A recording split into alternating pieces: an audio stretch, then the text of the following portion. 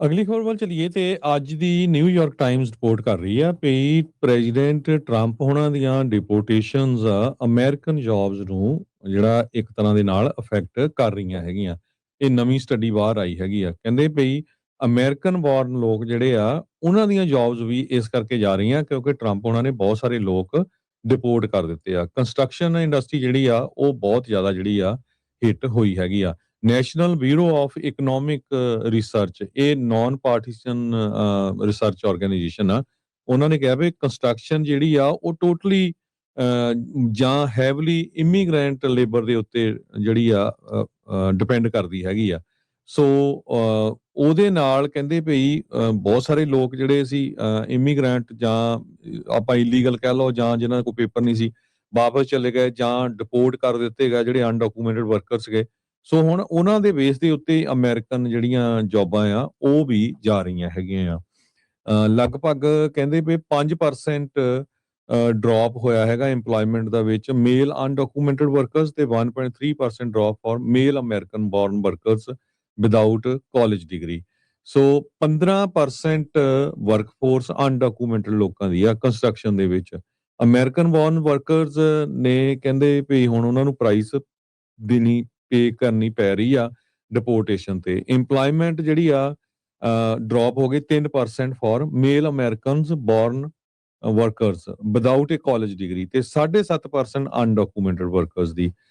ਸੋ ਕਹਿੰਦੇ ਵੀ ਜੇ ਇੱਕ ਬੰਦਾ ਅਰੈਸਟ ਹੁੰਦਾ ਆ ਤਾਂ ਉਹਦੇ ਨਾਲ 6 American born workers job lose ਕਰਦੇ ਆ ਤੇ 4 ਅਨਡਾਕੂਮੈਂਟਡ ਵਰਕਰਸ ਲੋਸਟ 1।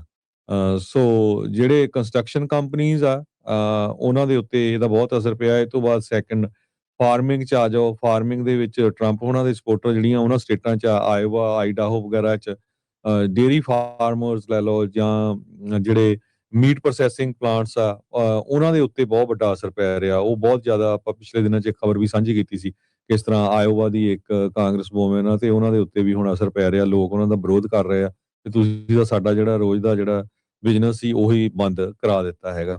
ਸੋ ਕਹਿੰਦੇ ਪਈ ਡਿਪੋਰਟੇਸ਼ਨ ਅਮਰੀਕਨ ਜੌਬਸ ਨੂੰ ਵੀ ਬਹੁਤ ਜ਼ਿਆਦਾ ਜਿਹੜੀ ਆ ਅਫੈਕਟ ਕਰ ਰਹੀ ਆ। State of the union address ਕੀਤਾ ਸੀ ਫਰਵਰੀ 'ਚ ਪ੍ਰੈਜ਼ੀਡੈਂਟ ਡੋਨਲਡ ਟਰੰਪ ਉਹਨਾਂ ਨੇ ਕਿਹਾ ਸੀ ਵੀ ਅਸੀਂ ਤਾਂ ਹਜ਼ਾਰਾਂ ਦੇ ਹਿਸਾਬ ਨਾਲ ਨਵੀਆਂ ਕੰਸਟਰਕਸ਼ਨ ਦੀਆਂ ਜੌਬਸ ਕ੍ਰੀਏਟ ਕਰ ਦਾਂਗੇ।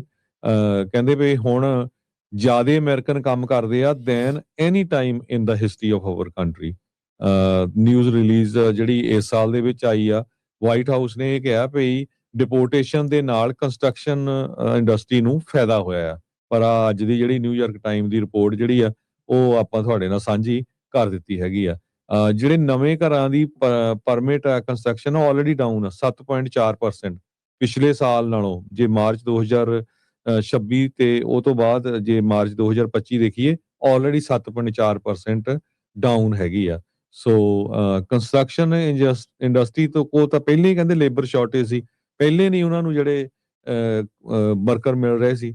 ਸੋ ਹੁਣ ਫੋਰਨ ਵਰਕਰਸ ਜਿਹੜੇ ਜਦੋਂ 2008 ਦਾ ਫੋਰਕਲੋਜ਼ਰ ਕ੍ਰਾਈਸਿਸ ਆਇਆ ਸੀ ਉਸ ਟਾਈਮ ਦੇ ਉੱਤੇ 2 ਮਿਲੀਅਨ ਕੰਸਟਰਕਸ਼ਨ ਵਰਕਰਸ ਨੇ ਜੌਬ ਲੂਜ਼ ਕੀਤੀ ਸੀ। ਸੋ ਕੰਟਰੀ ਕਹਿੰਦੇ ਵੀ ਫੇਲ ਹੋਈ ਆ ਨਵੇਂ ਘਰ ਬਣਾਉਣ ਦੇ ਵਿੱਚ। ਇਸੇ ਕਰਕੇ ਜਿਹੜੀ ਇੰਨੀ ਮਹਿੰਗਾਈ ਵੀ ਹੈਗੀ ਆ ਆਪਾਂ ਦੇਖ ਰਹੇ ਹੈਗੇ ਆ ਤੇ ਉਤੋਂ ਹੁਣ ਆ ਜਿਹੜਾ ਇਮੀਗ੍ਰੇਸ਼ਨ ਵਾਲਾ ਰੌਲਾ ਪਿਆ ਆ ਇਹ ਪੂਰੀ ਤਰ੍ਹਾਂ ਜਿਹੜਾ ਇਫੈਕਟ ਆ ਕਰ ਰਿਹਾ ਹੈ। ਸੋ ਕਾਫੀ ਲੰਮਾ ਆਰਟੀਕਲ ਆ ਕਿਉਂਕਿ ਸਾਡਾ ਸਮਾਂ ਜਿਹੜਾ ਉਹਨਾਂ ਕੁ ਲਿਮਟਿਡ ਹੁੰਦਾ। ਜੇ ਕਿਸੇ ਨੇ ਡਿਟੇਲ 'ਚ ਪੜ੍ਹਨਾ ਜ਼ਰੂਰ ਅੱਜ ਦਾ ਨਿਊਯਾਰਕ ਟਾਈਮ ਦਾ ਜਿਹੜਾ ਆਰਟੀਕਲ ਪੜ੍ਹ ਲਿਓ। Trump's deportations are costing American jobs, study finds. ਜੀ